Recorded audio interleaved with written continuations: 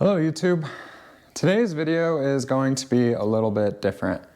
See, I'm still waiting on a bunch of fuel system parts. While I'm waiting on these parts, I need to tie up a few odds and ends real quick on this Cummins Explorer swap. This video isn't gonna have one coherent theme. I'm just gonna bring you along with me as I tie up all these loose ends. So let's get started. The first thing I needed to do, which I already did off camera, was I needed to level out the engine left to right, and the last video was tilted down a little bit. In order to do that, I just simply welded a little plate under this mount so that it sits a little higher on the mount, and now the engine sits perfectly level with relationship to the chassis. The chassis isn't perfectly level right now because it's on jack stands, but the engine's level, and it also means that I have clearance on all sides.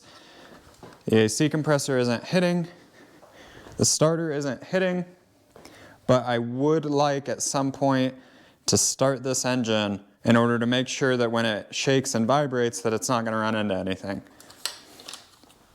First I'm going to have to do the fuel system though, so engine start will have to come later. The next thing I need to address is the drive shafts front and back. Now, this is the drive shaft out of the two-wheel drive automatic truck that the Cummins came from, so there's nothing really usable on this drive shaft. This drive shaft is the one that came out of the four-wheel drive truck I got the transfer case from, and this one is a 4-inch outside diameter tube.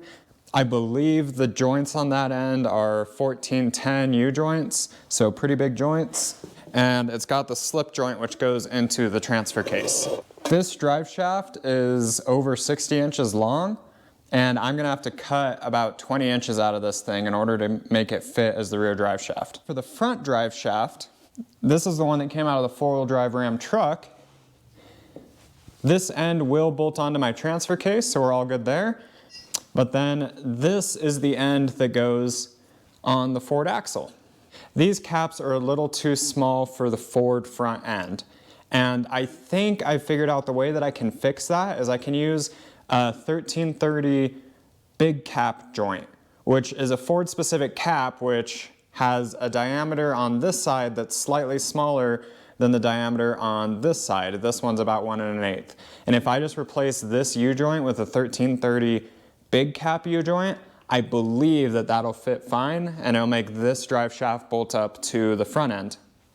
Now the only issue is it's about 4 inches too short. So this drive shaft is going to need extended.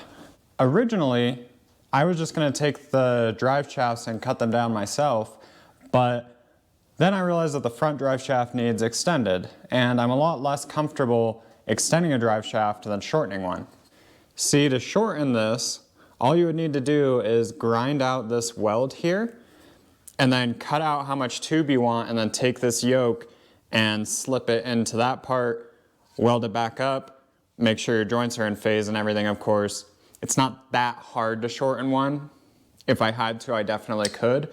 But lengthening one when you're adding tube, that's a lot trickier to get straight and everything. So I called up my local drive shaft shop and they told me it was only gonna be 110 bucks to shorten the one drive shaft and only 130 bucks to lengthen the other. So $80 of that is just balancing. I couldn't balance it here on my own anyways, so I really would have only been saving $30 by cutting it down myself. I'm cheap, but I'm not that cheap. I'm just gonna let them do it. So 250 bucks or whatever, and that'll be drive shafts done. I just need to get all of my measurements on these so that I can bring them to the drive shaft shop.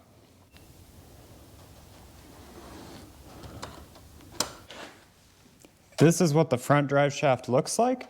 As you can see, it's just 4 inches too short or whatever. I already took the measurements that I think I'm going to need on this drive shaft, and the only thing I need to verify is that if I put a 1330 big cap joint in here, I need to verify that it'll fit in there and that it'll also attach up here.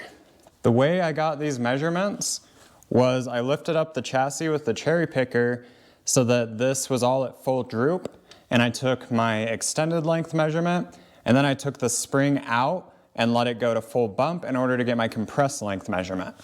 However, the only issue is I can't really do that on the rear because the rear is leaf sprung. I can't just remove these springs in order to see where my bump is and everything, because that changes the position of the axle. I'm gonna have to get a little more creative with figuring out my full bump measurement on the rear end. What I want to try is I want to just take a couple big ratchet straps and ratchet down on this and see if by using those ratchet straps, if I can get the axle at full bump. If so, that'll give me my measurement at full bump. I'll pick up the rear with the cherry picker to get the full droop, and then I'll have all my measurements.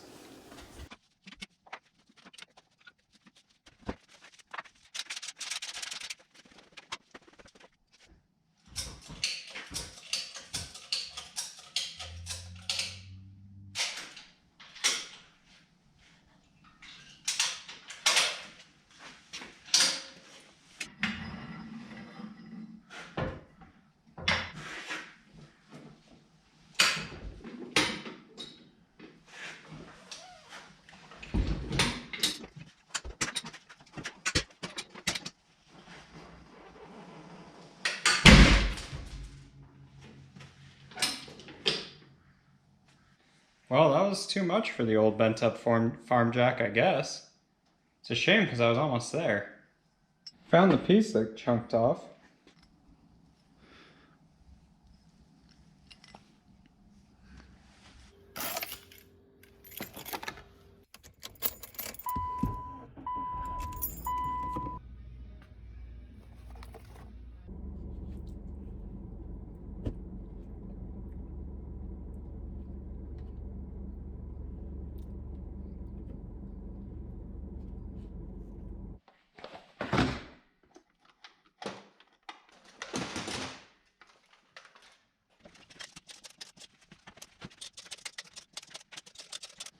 All right, as far as I can tell, that's as low as this is gonna get. Obviously, it's nowhere near this bump stop, but that's because the axle used to be on top of the spring. The spring is pretty much flat like this, and the shocks, as far as I can tell, are maxed out. So I'm gonna call this full bump for now, and I'm gonna measure the drive shaft length there.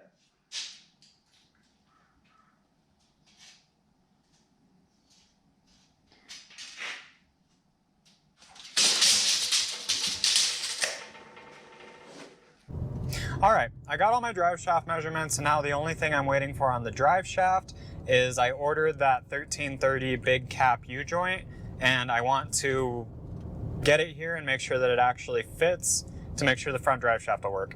As soon as I'm able to test that, I'm gonna drop those drive shafts off at the Driveshaft shop, and I will do that off camera. So I'll consider that drive shaft sorted for now. There was an opportunity that came up last night, and it's gonna be the last thing I'm including in this vlog. I was able to find on Craigslist a set of tires for very cheap. So I'm gonna go pick them up, and stick with me till the end because I'm going to let you know what size tires are going on the Explorer, and also set them next to the chassis and get a look at what these are gonna look like. These are gonna be some pretty great tires. I'm pretty excited. Now I'm buying some used ones. They're not gonna have a lot of tread left on them, but that's fine. I just want to check the size for now and make sure that they're gonna work out, and then I guess I'll have a set of burnout tires, and if I decide I like the size, eventually I'll buy a brand new set. But this set was so cheap that I'm just gonna go get it. So it's about an hour and a half away, and I'm gonna have to go borrow a truck to pick them up because they're not gonna fit in this little Subaru. So that is what we're doing now. Let's go pick up a set of cheap tires for the Explorer. All right, Internet. I got the truck. It's an Expedition, actually, and we're headed south on the interstate. The last couple times I've borrowed this truck, it's my parents', I've been smelling coolant, and every time I always pop the hood, scratch my head, and go, nope, I don't see anything, guess I'm just being crazy. But this time, I found it. I found the little bugger pissing out a little coolant in one spot. So, turns out there actually is a heater hose on this that's been letting some coolant out. I didn't really have time to fix that before I left home, so hopefully it holds for the next 3 hours. It's held for this long.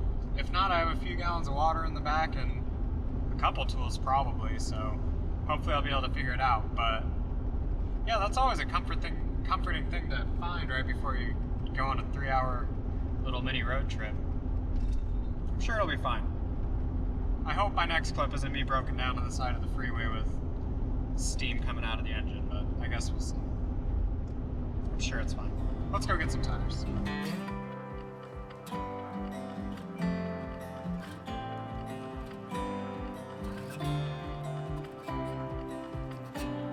Well, YouTube, the GoPro died, but I got some tires. Let me get home and I'll tell you exactly what they are.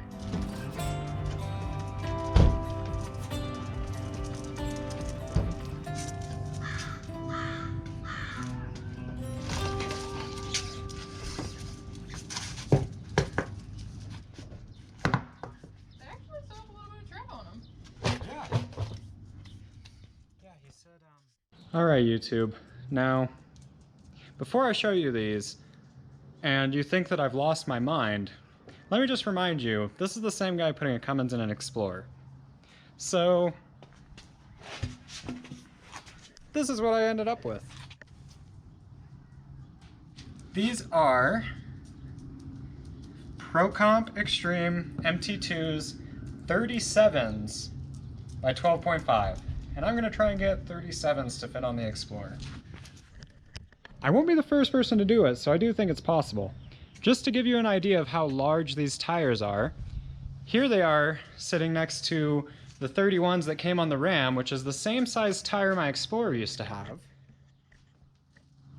And let me give you a picture of the Explorer to remind you what they looked like on that. And here they are next to the 33s on my girlfriend's Jeep. I mean, it's not a big Jeep, but it's not a small Jeep. But finally, and this is my favorite picture of all, this is what they look like sitting on the chassis.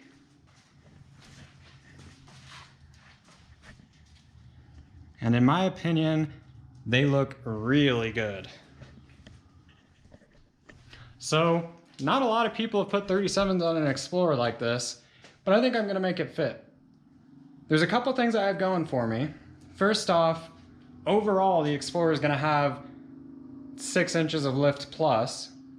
And second of all, the 3/4 ton axles I have front and rear are really wide, so that's gonna stick the tires out and give me lots of room. The other thing is, these are 12.5s.